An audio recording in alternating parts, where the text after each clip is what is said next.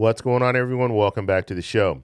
So today we're going to take a look and a listen to Representative Wild. She's going to be talking about Social Security reform and a Social Security increase. But first off, you guys can do me a favor. Please like the video, subscribe to the channel, hit that little bell notification, and then click all. By clicking all, you'll get notified anytime we post a video. We do daily videos here, so by clicking the bell notification and clicking all, you should be getting updated every day. And just a reminder, thank you for your support. I really appreciate it. And if you'd like to follow me on Twitter and Threads, you can at the TEC Show Live. Okay, so we are doing live streams. Just want to remind you guys on Thursday, every Thursday, 7 p.m. Pacific Standard Time. So come join us. We'll be talking about headline news. Okay, so let's go ahead and take a look and a listen to Representative Wild. She's going to be talking about Social Security reform. Mainly, she's going to be focused on the Social Security 2100 Act. Here we go. You know, it's interesting that during this special order hour on Social Security, it's only Democratic members of Congress who have volunteered to speak.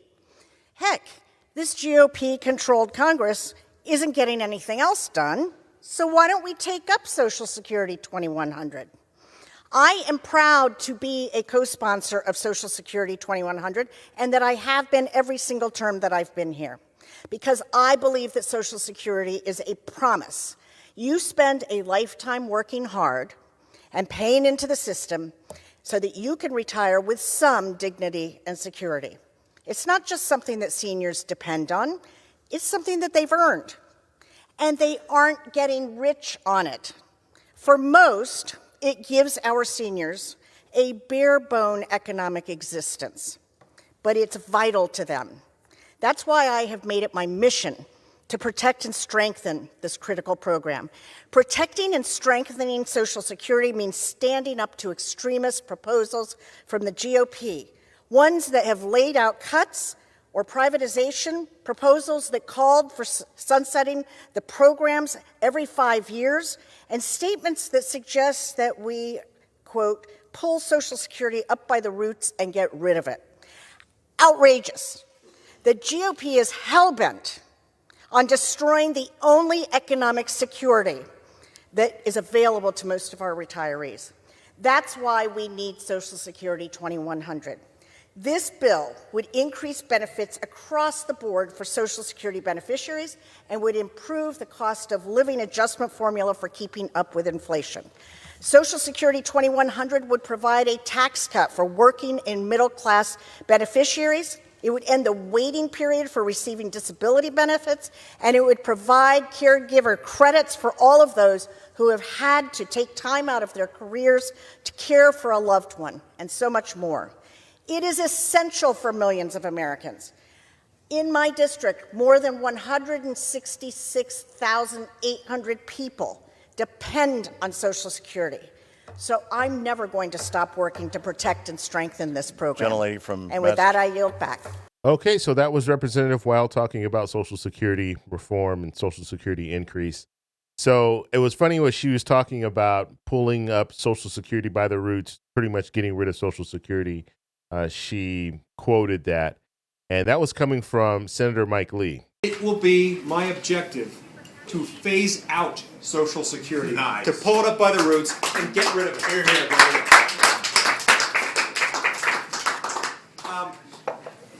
people who advise me politically always tell me that's dangerous, and I tell them, in that case, it's not worth my running. That's why I'm doing this, to get rid of that.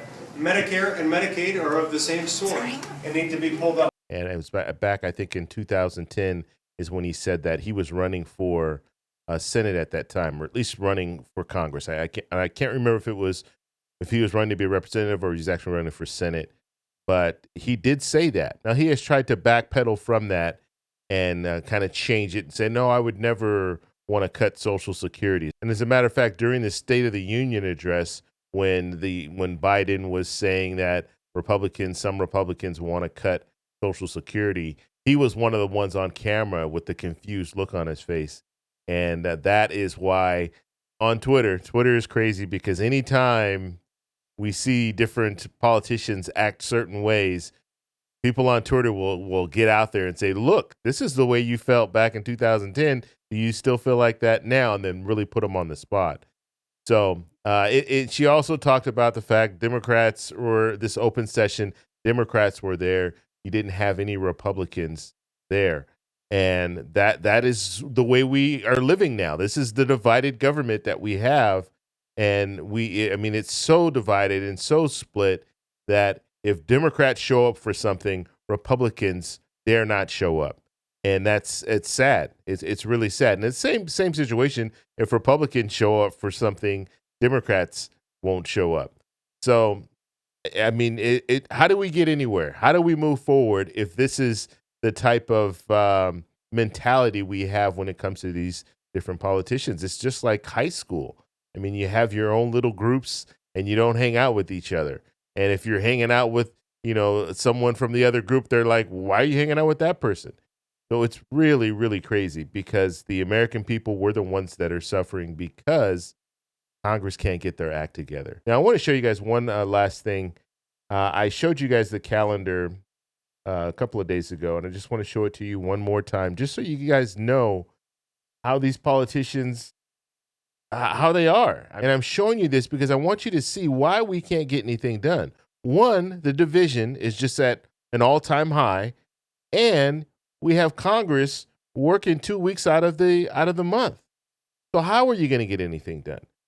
So we just saw, we had the Senate, and if you guys don't know what my little illustration shows here, purple means both sessions, so both chambers are in session, so both the House and the Senate.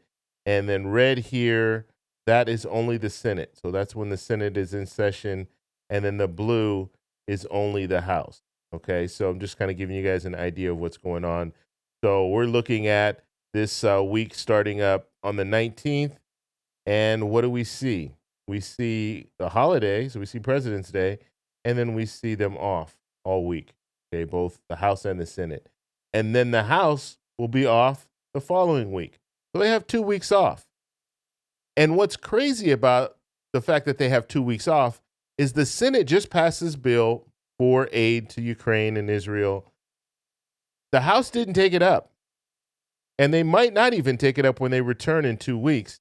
But they're going to take a 2-week long vacation and then come back, and then we'll see if they even take it up. Welcome back. The Biden administration and Congress are at an impasse over policy changes and funding at the southern border. The president has asked Congress for additional funding to boost resources at the border, but Republicans blocked a bipartisan border package earlier this month that was tied to the funding. Homeland Security officials are now facing a dwindling flow of money for border enforcement, and House Republicans are refusing to free up funds without sweeping changes to immigration policies. NBC News congressional correspondent Julie Sirkin joins us with the latest developments here. Julie, good morning. So what's the latest on negotiations for border resources? I know a couple times we've been talking and you're like, this just might not be getting done in an election year, but are there any signs here of a potential compromise? Yeah, I still feel that way, unfortunately. I mean, this really is a heated partisan political environment. Republicans, as you mentioned, did kill that Senate bipartisan border compromise, which, again, went very far in the direction of conservatives in terms of changing that asylum policy, making it harder for illegal immigration specifically. But at this point, this week, we had reported that Speaker Johnson wants a one-on-one meeting with the president to discuss the path forward for a supplemental aid package for foreign aid abroad. He's still pushing for H.R. 2, that partisan border security bill that House Republicans passed last year that stands no chance in the Democratic-controlled Senate. It is really not clear at this point, guys, if anything can get done on the border, but certainly the situation is still dire. So we know the president has been in meetings with top aides about border security for weeks. Can his administration bypass Congress in any way and take some sort of executive action at the border? Well, Republicans have been saying for months that President Biden can close the border if he really wants to with executive action.